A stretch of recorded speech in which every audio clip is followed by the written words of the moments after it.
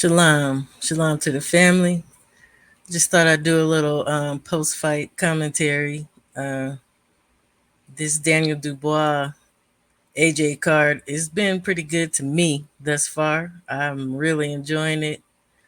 Um, this video is going to be about Hamza Sheeraz. Yeah. So he just fought Denny.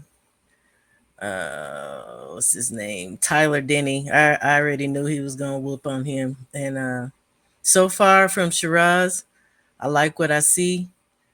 He fights at his height. He's accurate and he has power. He has good timing, good, decent feet. But I kind of feel about Sheeraz the same way I feel about Fundora. You're kind of big. You're kind of big, and you might be getting away with a little. I can't say weight bullying because he's not coming in overweight, but you're big, and definitely he's a middleweight. I'm thinking maybe you need to move on up, which they said he's planning on doing. But while he's here, while he's in middle, there's some dudes out here that are closer to him in height and reach, and I think those would be some better fights for him because he's been beating up on these little dudes, and I feel bad saying that because he beat up on Ammo, and I was a little pissy, but he looked so good, I gave him a pass. The first person I wouldn't mind seeing Hamza fight, and I'm gonna start from the lower tier and move my way up.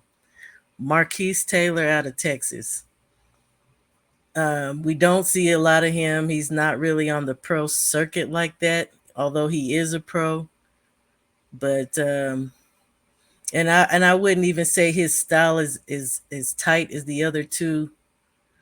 Well, one of the other two that I'm gonna mention, but he would give Hamza a pretty damn good fight. Hamza is 6'3", Marquise is 6'1", 76 and a half reach.